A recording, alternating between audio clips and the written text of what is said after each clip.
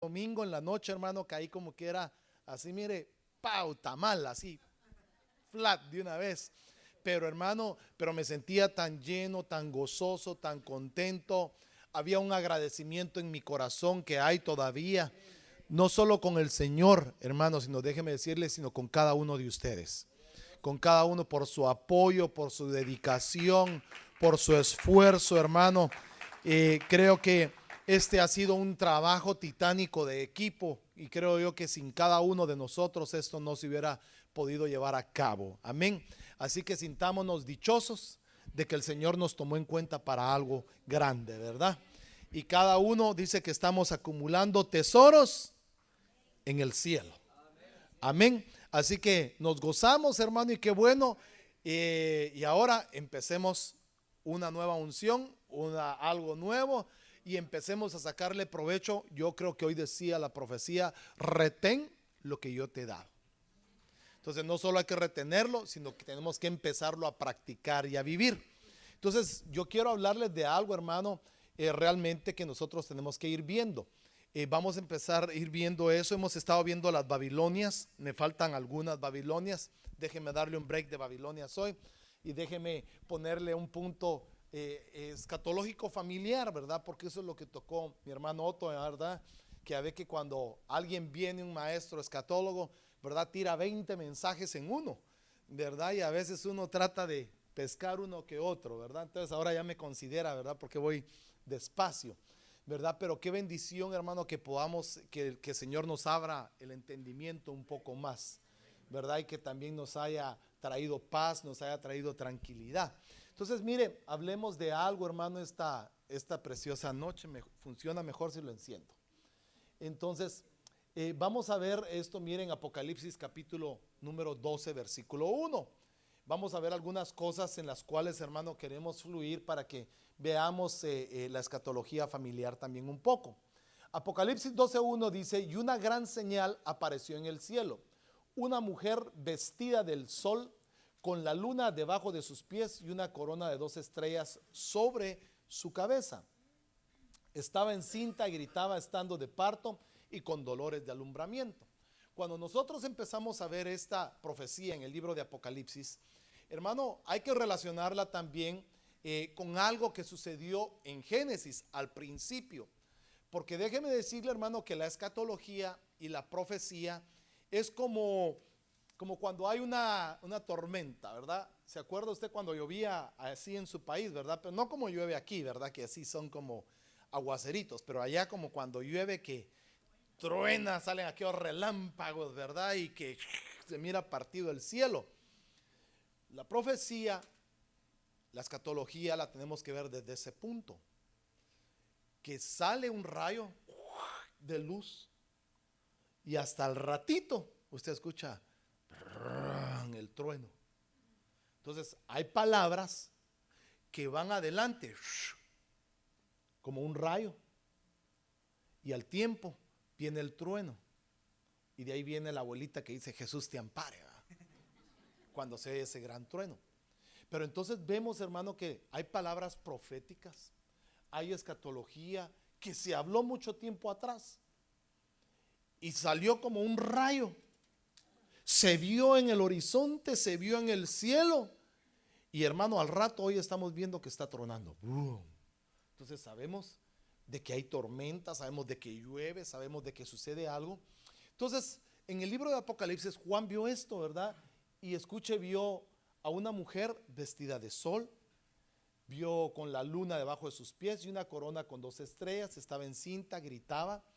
Y entonces esto nos puede llevar al libro de Génesis, cuando hubo un personaje ahí llamado José, tuvo otro sueño y lo contó a sus hermanos diciendo: he aquí he tenido otro sueño y he aquí el sol, la luna y 11 estrellas se inclinaban ante mí. Entonces cuando vemos esto que sucedió en el Génesis, hermano, lo estamos viendo, digamos, en el Génesis se vio el rayo y en Apocalipsis se está viendo el trueno, porque lo estamos escuchando, lo estamos viendo. Entonces vemos de que José, y como son figuras todo, ¿verdad? Lo tenemos que ver, porque por eso debemos de tener cuidado a quién le contamos los sueños. Él le contó a su padre y a sus hermanos, y su padre lo reprendió, o sea, lo regañó y le dijo: muchacho, ¿cómo te atreves a decirme esto? Que este sueño que has tenido, ¿acaso yo, tu madre y tus hermanos vendremos a inclinarnos hasta el suelo ante ti? Y entonces vemos de que esa profecía se cumplió después más adelante, ¿verdad? Cuando él lo llevan a Egipto. Pero también esa profecía la tenemos que ver desde el punto escatológico. Entonces vemos de que ahí se cumplió en Génesis, en lo físico, pero ahora lo estamos viendo en Apocalipsis. Y estamos viendo donde dice: yo vi a una mujer de parto, yo vi a una iglesia de parto en la cual el sol, la luna y las estrellas estaban involucradas, lo mismo que en Génesis. Entonces debemos de entender, hermano, que la palabra de creación, la palabra de poder, la palabra profética, la palabra escatológica, tiene poder para llevar a cabo muchas cosas. La palabra que usted y yo hablamos, la palabra de confesión, la palabra, hermano, de autoridad, conlleva a que se desarrollen muchas cosas. Fíjese que cuando si usted, hermano, y yo a veces podemos declarar desde tempranito que se siente cansado. ¿Cómo amaneciste? Cansado, no pude dormir bien, me duele todo, no sé qué me pasó. Su día, hermano, usted va a pasar con dolor de cintura, de cabeza, cansado, con sueño, porque el poder de su palabra, hermano, mueve ambientes, mueve situaciones alrededor suyo. Y entonces, hermano, su día se va a ver rodeado de lo que usted ha declarado temprano, o de lo que yo he declarado temprano. Usted y yo declaramos: Señor, gracias porque amanecí. Gracias, Señor, porque pude dormir, aunque sea 1 hora, 2 horas, Señor, pero esas 2 horas me bastan porque tu presencia me levanta, porque tú me das fuerza, Señor, porque este día va a ser un día de victoria. Hermano, muy cansado, muy enfermo, de dolor de cabeza, de lo que usted tenga, pero usted, hermano, está declarando una palabra que lo va a levantar, que lo va a animar, ¿verdad? Si usted porque nuestra fe no lo alcanza a ver. Entonces debemos entender que Dios actúa con palabras, hermano. Dios da la palabra, Dios actúa, y tal vez tú y yo no lo vemos, pero ese milagro está ahí. La situación está cambiando, estamos viendo, hermano, que vamos avanzando. La escatología familiar y lo que estamos viendo, hermano, es que el Señor envía siempre algo antes de que sucedan las cosas. Envió la palabra, hermano, en sueños a través de José, y lo interpretamos y vimos cómo Faraón, hermano, levanta a José. Usted sabe toda la historia. El papá termina inclinándose, los hermanos terminan inclinándose y el sueño se cumple al pie de la letra. Pero sería muy vago si nosotros pensamos que esa palabra solo fue para el Génesis, y tendríamos que ver lo que también esa palabra abrió puertas, hermano, que la estamos viendo en Apocalipsis, y que estamos viendo que se van a empezar a cumplir, y muchas ya se han estado cumpliendo. Entonces, cuando hablamos de la palabra, podemos comprender entonces que el universo fue hecho de la palabra de Dios. Y eso es lo que usted y yo debemos comprender entonces, el tiempo escatológico que estamos viviendo, porque entonces el Señor va a enviar a 2 personajes. Ahora veamos esto: otorgaré autoridad a mis 2 testigos. Ellos profetizarán por 1260 días vestidos de cilicio. Estos son los 2 olivos y los 2 candeleros que están delante del Señor de la tierra. Entonces, cuando el Señor está hablando aquí en esta profecía, está hablando de 2 personajes, de 2 hombres, hermano, que no murieron, de 2 olivos, hermano, que fueron traspuestos, amén, pero que está enviando una palabra, o está enviando algo sobre ellos, que ellos después van a venir. Porque cuando Dios habla, hace algo de lo que no se ve. Si estamos ahí, ¿verdad? Está conmigo. Entonces, cuando dice que va a enviar a 2 testigos, es que va a enviar, antes de que aparezcan estos 2 testigos físicamente, tiene que salir como el relámpago antes de que aparezcan ellos. No sé si me doy a entender. Entonces, cuando salgan estos 2 testigos, o vengan estos 2 testigos, es como que el trueno se está cumpliendo, pero ya el relámpago ya salió. Lo vimos todos, lo palpamos, lo pudimos ver, hermano, y entonces y se desvaneció. Pero de ahí aparece el trueno y entonces ya todos lo escuchamos nuevamente. Entonces cuando vemos esta palabra en el cual hay dos testigos, quiere decir que estos dos testigos van a aparecer poco antes, escúcheme, profetizarán por 1260 días vestidos de silicio o vestidos de... Usted sabe que el silicio, hermano, es una tela muy rústica, muy áspera, y se la ponían, hermano, para cuando estaban de luto, cuando querían, hermano, agradar a Dios o humillarse. Entonces se vestían de silicio y era como un castigo, como una manera de humillación. Son dos olivos, dos candeleros que están delante de la presencia de Dios. El segundo ay ha pasado, he aquí el tercer ay viene pronto. Entonces, como hemos estado viendo líneas escatológicas y el hermano Otto nos dejó bien alineados, ¿verdad? En esas líneas escatológicas, ¿verdad? Aunque no las vimos muy bien, ¿verdad? Porque fueron muy rápidas. Pero tratemos de ver una de las ubicaciones en las líneas escatológicas que hay. Entonces, si nosotros logramos entender esto, vamos a poder comprender el mensaje. Entonces veamos, en esta línea son 7 años del día del Señor, o lo que representa ¿qué? La gran tribulación. Entonces, cuando vemos esto, vemos que son 3.5 o 3 años y medio de gran tribulación. 7 años, 3.5 es la mitad de 7 años. La tribulación es 3.5, o sea que hay una tribulación y una gran tribulación. 3 años y medio y 3 años y medio hacen los 7 años. Estamos ahí, ¿verdad? Entonces dice que estos dos testigos iban a aparecer y iban a predicar por 1260 días, que es lo que equivale a 3 años y medio. Entonces, cuando vemos esto, aparece la pretribulación, más o menos alrededor de 5 meses, un tiempo pretribulacionario. Esta línea de aquí, que mira usted de puntitos, es la línea del arrebatamiento. Entonces, vamos a ver, el milenio está al final de la gran tribulación. Entonces, aquí estamos, digamos, ahorita en esta etapa de aquí, en esta parte de aquí, en la línea del tiempo del Señor. Antes de que haya un arrebatamiento, antes de que suceda eso, la iglesia, usted y yo, estamos de este lado todavía. Entonces, cuando viene, aquí es donde va a suceder lo que se le llama el bimá de Cristo. Todavía no ha pasado, gracias a Dios. Todavía usted y yo estamos aquí. Entonces, de ahí aparece el arrebatamiento, que es en este tiempo.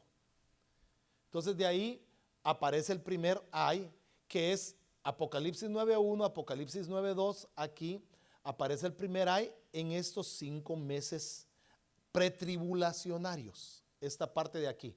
O sea que cuando la iglesia es arrebatada, entonces esta parte de aquí, hermano, van a ser terribles. Va a ser terrible esos 5 meses de guerra, de destrucción, de hambre, de un declive económico, hermano, de algo terrible que va a estar viviendo, para que vaya apareciendo el famoso anticristo aquí.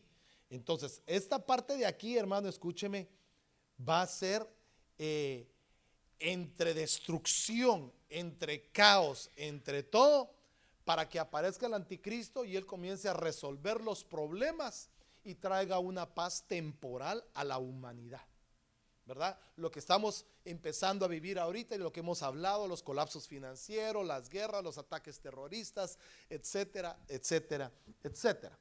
Entonces, aquí va apareciendo más o menos el segundo ay, y es aquí, entonces, donde aparece entre los 5 meses y los 3 años y medio de tribulación, aparecen los dos testigos. Esos dos testigos aparecen ahí en ese momento físicamente. Ahora tendríamos que ver quiénes son esos dos testigos y qué es lo que aparecen haciendo. Según Apocalipsis 13 dice, van a empezar a profetizar, o sea, van a empezar a hablar de parte de Dios, van a empezar a hacer cosas milagrosas como profetas de Dios en ese momento. Pero antes de que aparezcan estos dos personajes, aquí, para que usted me entienda, ¿verdad? Yo me pueda dar a explicar, aquí es como que el trueno está pasando. Pero antes de que lleguen aquí, estos dos personajes tuvieron que haberse empezado a mover para reflejarse. O sea, es como que antes de que pase esto, como que el rayo salió, se vieron, y ya en Apocalipsis capítulo número 9, en medio de la pretribulación y la tribulación, aparecen esos dos testigos. Ya aparecen físicamente. Entonces veamos esto.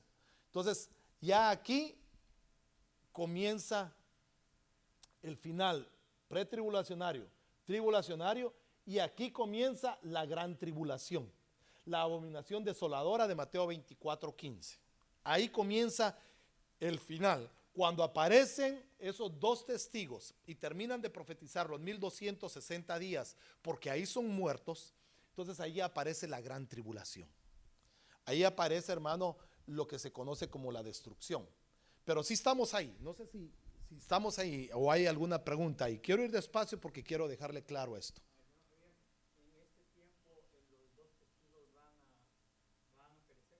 Van a perecer porque dice Apocalipsis. Sí, van a perecer, van a morir, porque dice que se le dio autoridad a la bestia para que los matara, los exhibiera en la plaza ahí, y las naciones le empezaron a llevar regalos a la bestia porque habían muerto los dos que atormentaban a la tierra, porque estos hablaban de parte de Dios. Ellos le decían a la gente que se arrepintiera, que se volviera a los caminos de Dios, profetizaban, y eso iba en contra de la bestia, por eso se le llama anticristo. Entonces se le dio autoridad para que los matara. Esos dos testigos, escúcheme, nadie puede matar a alguien que está muerto, ¿verdad? Porque ya está muerto. ¿Sí? Entonces estos dos testigos no tienen que haber muerto, tienen que estar vivos. Entonces, estando ahí, tenemos que ver entonces quiénes son los dos testigos que tienen que aparecer ahí. Enoc y Elías, dice la hermana. Por ahí va, ahí la lleva. Ahí la lleva. Entonces, aparece el profeta Elías porque la palabra profética es creada, como dijimos, de algo que no se ve, pero es creado por el poder de la palabra. Entonces, es enviada para que se cumpla. Entonces, el profeta Elías dice en Malaquías 4:5: he aquí yo os envío al profeta Elías antes que venga el día del Señor, el día grande y terrible. ¿Cuál es ese día? La gran tribulación que empezamos a ver, pretribulación y tribulación. Antes de que llegue ese día, yo les estoy enviando al profeta Elías. Antes de que llegue eso, yo les estoy enviando al profeta Elías. ¿Para qué está enviando al profeta Elías? Entonces vemos, dice Juan el apóstol, Juan 21:22 dice: Jesús le dijo, si yo quiero que él se quede hasta que yo venga, ¿a ti qué? Tú sígueme. ¿A quién se está refiriendo ahí? A Juan con Pedro, porque Pedro, acuérdese, por eso dice, se lo digo a Juan para que lo escuche Pedro. Hay un dicho así, ¿verdad? Entonces, Pedro le está reclamando porque le está diciendo: Señor, ¿y por qué? ¿Qué onda de que lo vas a dejar?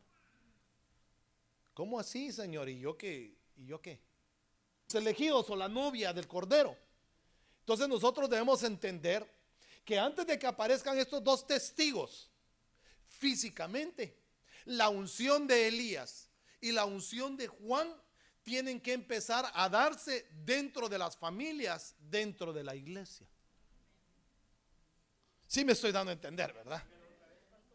Que la unción de Elías y la unción del apóstol Juan, perdón, muy abusivo yo, la unción del profeta Elías y la unción del apóstol Juan tienen que empezar a activarse dentro de las familias y dentro de la iglesia antes de que aparezcan ellos físicamente. Hay una manifestación espiritual antes de que aparezca la manifestación física de ellos. Entonces, cuando vemos eso, debemos entender entonces las partes de la segunda venida, que podríamos definirlas como parte de la venida para los espirituales. Digamos, la segunda parte de la venida sería material, lo que estábamos viendo, así también será la manifestación de los dos testigos. Primero una manifestación espiritual y luego una manifestación física. La primera parte es espiritual, o sea, es un mover de la unción antes de su aparición en los dos testigos. No sé si voy bien ahí, ¿no? Va.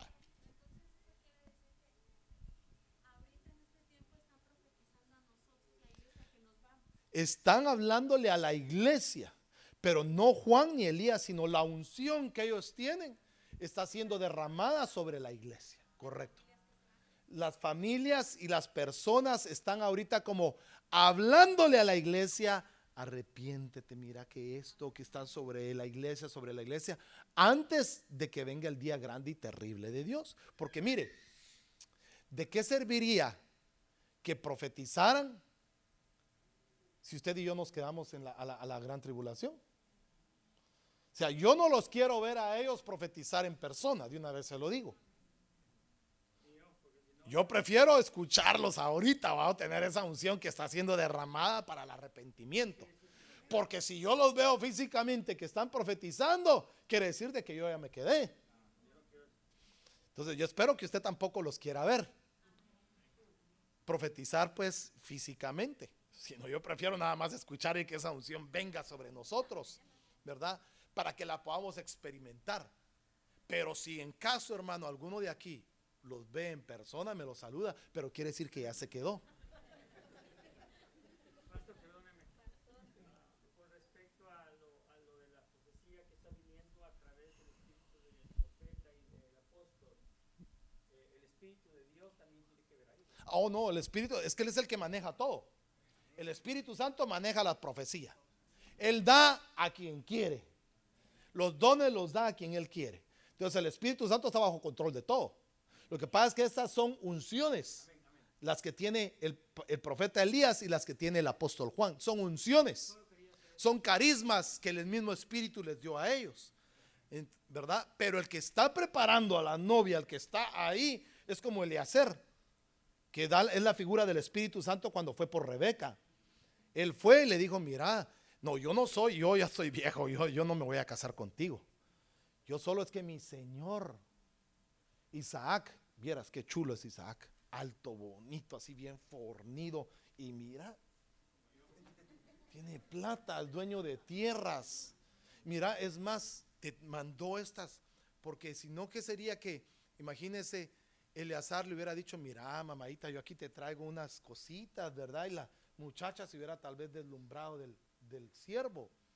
Pero digamos, el Espíritu de Dios y los ministros hacemos como el papel de Eleazar, que le hablamos a la iglesia, a Rebequita, de: no, miren, nosotros no somos, es el Isaac. De él se tienen que enamorar. Él es el que le da los regalos. Él es el que de él te tienes que enamorar, de Isaac. Entonces el Espíritu Santo es como el Eleazar, ¿verdad? Que le habla a la iglesia, la cuida y le dice: mira, cubrite, mira, hace esto, mira lo otro, porque a Isaac le agrada eso. Entonces ese es el papel. ¿Iba a decir usted algo, hermana Vero? Me iba a preguntar algo.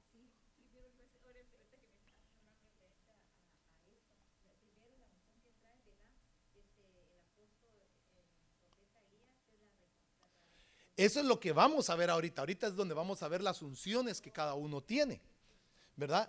Para que podamos entrar ya. Pero lo que quería es ponerle la base de lo que es la escatología. Porque entonces aquí tenemos que ver entonces las unciones. Por ejemplo, la manifestación espiritual, o sea, las dos unciones que se van a manifestar a la iglesia y que ya deben estar manifestándose en este tiempo. Ahora, la unción del profeta Elías, dice Zacarías 11:7: entonces me hice pastor de las ovejas a las que mataban los comerciantes de ganado. Me conseguí un par de bastones de ganado. A uno le puse el nombre de bondad y al otro le puse unión. Y desde entonces me hice cargo de las ovejas. Escuche, entonces, me conseguí pastores con un par de bastones. A uno le puso bondad y al otro le puso unión. Son los dos bastones, o sea, son dos unciones. que los pastores o los ministros o la iglesia deben manejar. Uno sería bondad y la otra sería unión. Vea lo que dice entonces esta versión, Jerusalén. Y me procuré 2 callados, a uno lo llamé gracia y al otro lo llamé vínculo. Me puse a apacentar las ovejas. Quiere decir que en este tiempo la iglesia debe ser gobernada por estas 2 unciones. La unción número 1, que sería la gracia o bondad, y la otra pudiéramos decir unión o un vínculo. ¿Cómo pudiéramos, hermano, hablar estas 2 palabras para ponerlas en un lenguaje que lo entendamos? La bondad podemos ponerla como el amor, la unión tenemos que ponerla como el amor. Lo que, hermano, debe unir a las personas es el amor. Y la bondad es como la misericordia de Dios. Quiere decir que entonces cada uno de estos 2 hermanos va a tener una unción. Un bastón es bondad y el otro bastón es unión. El profeta, uno es bondad y el apóstol es unión, para gobernar la iglesia y para poder apacentar a las ovejas. Apacentar significa darles palabra, apacentar significa cuidarlas, apacentar significa atenderlas, apacentar significa darles de comer, apacentar significa darles de beber. Entonces quiere decir que la iglesia de ese tiempo final, o los ministros, deben apacentar a las ovejas de Cordero, a las ovejas de Cristo, porque no son ovejas de los pastores, que quede claro. Son ovejas de Cristo. Los pastores solo trabajamos para el dueño de las ovejas y vamos a entregar cuentas de las ovejas que nos dieron a cuidar. Entonces, los pastores o los ministros deben apacentar a las ovejas con bondad y con un vínculo, para cuidar a ese rebaño y que ese rebaño esté preparado y esté listo para la aparición del dueño de las ovejas antes de que aparezca el día grande del Señor, terrible, que sería el arrebatamiento. Entonces, cuando vemos esto, entonces vemos de que la palabra vínculo y la unión, hermano, es algo interesante para que podamos entender las 2 unciones. Y hermano, entonces la bondad de Dios es la que guía al arrepentimiento. La misericordia de Dios es la que nos guía al arrepentimiento. Mire, ya casi el tiempo me ha avanzado, pero me regala unos minutos, ¿verdad? Entonces vemos Lucas 1:17. E irá delante de él con el Espíritu, escuche. ¿Y qué dice? Y el poder de Elías. Para hacer volver los corazones de los padres hacia los hijos, y de los rebeldes a la prudencia de los justos, para preparar al Señor. ¿Qué dice? Entonces, cuando vemos que una de las unciones o uno de los callados, que es la bondad, significa el arrepentimiento. Quiere decir que entonces la unción del que se está moviendo en este tiempo es una unción del profeta Elías, en el cual está trayendo arrepentimiento, no solo a los inconversos, sino a la iglesia en general. Quiere decir que dentro de la iglesia, dentro de los salvos, hay que salvar a los salvados. Porque hay gente, hermano, que dentro de la iglesia puede decir que es salva, pero no es salva. Todavía está perdida. Todavía practica muchas cosas. Todavía hace cosas. Todavía tiene cosas en la cual, hermano, tiene que venir a un arrepentimiento. No sé si estoy ahí. Claro. Entonces veamos que una de las unciones de esos 2 testigos, que sería Elías, es el arrepentimiento, es la bondad. Entonces, la unción de Elías sería entonces la bondad. Ahora veamos la otra entonces. Romanos 2:4. O tienes en poco las riquezas de su bondad, o sea, de su arrepentimiento, tolerancia, paciencia, ignorando que la bondad de Dios te guía ¿a qué? Entonces quiere decir que esta unción de Elías nos tiene que guiar al arrepentimiento. Por eso es que no podemos concebir un evangelio de condenación, una unción de condenación, de señalamiento en este tiempo, sino tenemos que, el trabajo nuestro es conducir a la gente ¿a qué? al arrepentimiento. Pero ¿arrepentimiento de qué, hermano? ¿Al arrepentimiento de qué? Al arrepentimiento nuestro. Arrepentirnos, dice, arrepiéntanse, les decía Juan. Arrepiéntanse. Pero ahora yo le pregunto, ¿Juan a quién le estaba predicando? Juan el Bautista. ¿A quién le predicaba? Sí, a todos los que salían, claro, sí, tiene razón, sí, a todos, a todos. Pero ¿a quiénes les predicaba? A los judíos. O sea, si Juan en el espíritu de Elías a los que tenían la promesa les decía, arrepiéntanse y bautícense. Entonces, ¿será que a la iglesia también le tiene que hablar el espíritu de Elías y decirle, arrepiéntanse y bautícense? Quiere decir que dentro de los judíos había gente que por derecho, hermano, ellos tenían la salvación y ellos tenían la poderosa mano de Dios sobre ellos y la tienen hasta el día de hoy. Pero les estaban predicando arrepentimiento y bautizo. Imagínense si el bautizo era para los gentiles y Juan les estaba diciendo que se tenían que bautizar para arrepentirse. Por eso es que los fariseos se ponían, mire, como quien dice, les estaba diciendo pecadores. Y eso es lo que no le gusta a la iglesia de hoy en día, que la unción del arrepentimiento les diga pecadores a la gente. Pero esa es la unción de Elías de este tiempo, que nos debe guiar a todos. ¿A qué? A un arrepentimiento. Porque si queremos optar para irnos en un arrebatamiento, no podemos irnos, escúcheme, con la manera de vivir que estamos ahorita. Usted y yo tenemos que echar todas nuestras canicas afuera y ver ahí qué es lo que está pasando, hermano. Porque no podemos pretender irnos en un arrebatamiento si no nos arrepentimos primero. Entonces, antes de que venga Elías físicamente, el Señor va a enviar al profeta Elías aquí, mire, irá delante de él con el espíritu y el poder de Elías. Quiere decir de que antes de que suceda físicamente, está viniendo una unción de arrepentimiento. Y esa es la que usted y yo debemos aprovechar en este momento. Entonces veamos esto, mire pues. El vínculo de la unidad, que es el amor. Colosenses 3:14. Y sobre todas estas cosas, vestidos de amor, que es que. Ok. Entonces, ¿cuál es el vínculo de la unidad? El amor. Entonces, una unción, ¿cuál es la primera que tiene que haber? Arrepentimiento. La otra es el amor. Entonces, la unción de Juan es el amor. A Juan se le conoce como el apóstol del amor por sus mensajes tan amorosos. Entonces, quiere decir que en este tiempo está la manifestación del arrepentimiento y del amor. Pero escúcheme, no el amor eros, no el amor de que, ala, qué bonita está la muchacha, qué bonito. No está hablando de ese amor.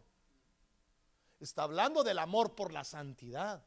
Está hablando del amor por Dios. Está hablando, hermano, del amor que debe ser un amor. ¿Cómo es el amor hacia Dios? El amor ágape, lo más profundo, lo más alto de lo que es el amor. Porque dice que el amor todo lo puede, todo lo soporta, todo lo aguanta. Por amor, ¿qué dice que hizo el Padre? Envió a su Hijo. Entonces no hay un vínculo, no hay una unidad más grande que no es el amor de Dios por la humanidad. Entonces las dos unciones que tienen que estar actuando, los dos báculos, los dos callados, los dos bastones que necesitan los pastores y la iglesia de este tiempo, es el arrepentimiento y el amor. O sea que no podemos predicar condenación.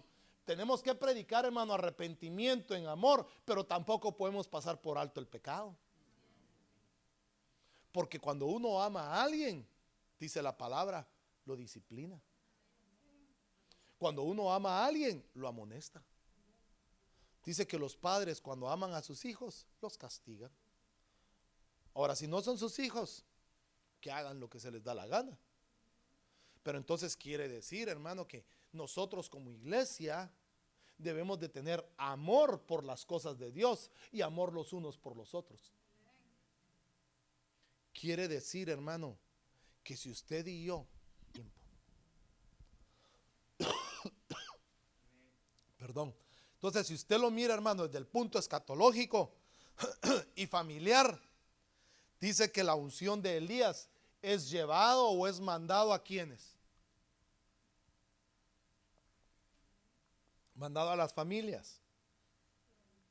Porque mire, aquí voy a terminar, ahí me voy a quedar. Pero mire, hijitos míos, dice Primera de Juan, esta es otra de las cartas del apóstol Juan.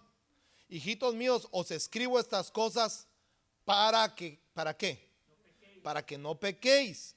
Y si alguno peca, abogado tenemos para con el Padre. ¿A quién? A Jesucristo el justo.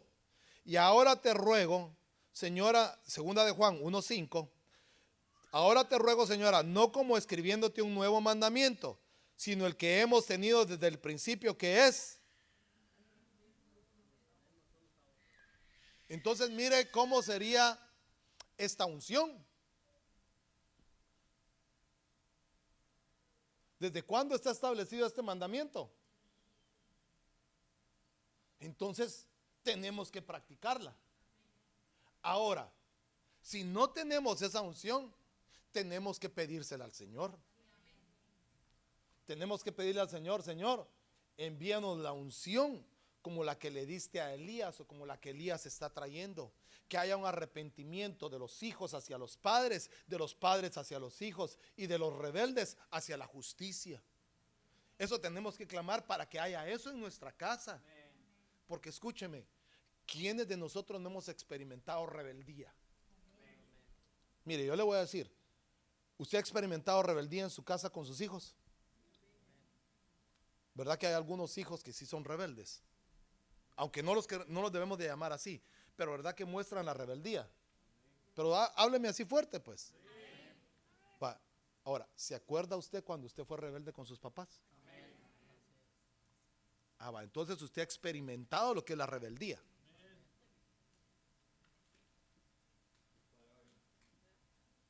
Entonces tiene que haber un arrepentimiento de parte de nosotros. De arrepentirnos de nuestra rebeldía y de volver hacia los padres. Y si tenemos padres que no les hablamos, que no les mandamos su dinerito, no les hacemos nada, medítelo. Y yo lo debo de meditar también. Porque esa es la unción de Elías, hacernos cargos de nuestros viejitos. Ese es mostrar arrepentimiento. Y ese es el espíritu de Elías que debe hacerlo. Y nosotros como padres, si hay hijos que están en mal camino, hermano, no desecharlos, sino traer de atraerlos. Por eso, hermano, a mí me llegó, como dirían, ¿verdad? Diríamos en nuestros años mozos, me llegó esa rola, decíamos. No, pero me llegó el mensaje del hermano Héctor cuando dice que nosotros debemos de tener un Dios de cerca. ¡Aleluya! Que debemos acercarnos a Dios, no un Dios de lejos. Entonces nosotros como padres debemos acercar a nuestros hijos también a Dios. Pero ¿en base a qué? Al amor. Al arrepentimiento y al amor. Pero a nadie le gusta, hermano, cuando le señalan. Imagínese, ¿a qué hijo? ¿Se acuerda usted cuando su papá le decía algo y usted ya, cállate viejita, no sé qué, y le hacíamos así? A veces a nosotros, así nos dicen a veces ahora a nosotros. No hay amén, ¿verdad?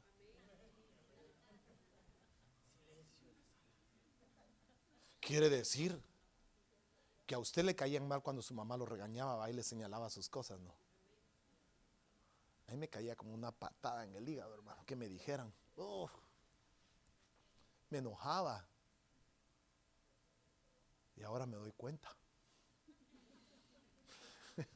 que duele eso. Pero debe haber un arrepentimiento. en nuestra vida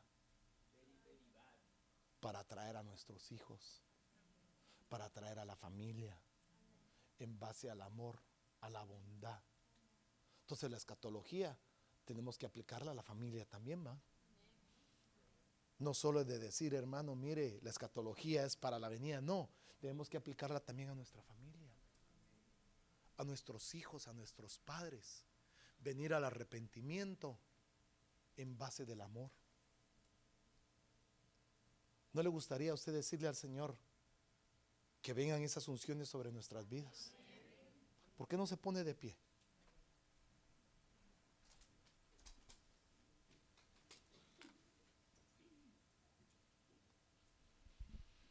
Y le pidamos al Señor esta noche, hermano, mire, como ha quedado una unción de arrepentimiento y de amor, y yo creo que si usted necesita, y yo necesito pedirle perdón a alguien, sería bueno que pudiéramos empezar hoy. Y que usted, hermana y hermano, y yo, pudiéramos primero arrepentirnos. Mire, el arrepentimiento comienza en casa, en nosotros, para que podamos hablarle a otros de arrepentimiento. El amor comienza en casa, para que le podamos hablar a otros de amor. Primero, nosotros, escúcheme, yo, diga usted así, yo debo arrepentirme y yo debo amar para poder ir a pedir perdón y para poder amar aún a aquel que yo considero que es mi enemigo. Entonces el arrepentimiento y el amor primero es nuestro. Nosotros lo debemos de sentir, nosotros lo debemos de experimentar para poderlo llevar a alguien más. Cierre sus ojos, levante sus manitas ahí. Si hay alguno que quiera venir aquí al altar, bien puede venir al altar. Y que le pidamos al Señor, hermano, de su misericordia, de esas unciones, hermano, de la bondad, porque mire, qué bello y qué maravilloso es la bondad de Dios. Hermano, que nos da el privilegio de poder arrepentirnos. Tú sabrás de qué te tienes que arrepentir y a quién le tienes que mostrar amor. Pero como esto es profético, la unción y el espíritu de Elías se están moviendo en esta noche, en esta casa, trayendo arrepentimiento a nuestras vidas. Y la unción y el espíritu de Juan nos están trayendo un vínculo de amor, una unidad en amor, para que podamos, hermanos, ser aptos para ver la manifestación de Cristo en secreto. Ahí donde tú estás, clama y dile: Señor, envía sobre mí ese arrepentimiento, Señor. Envía sobre mí el amor, Padre, para que yo pueda amar a mis semejantes, para que yo pueda amar a los de mi casa, para que yo pueda amar a mi esposa, para que pueda amar a mis hijos, para que pueda amar a mi esposo si eres mujer,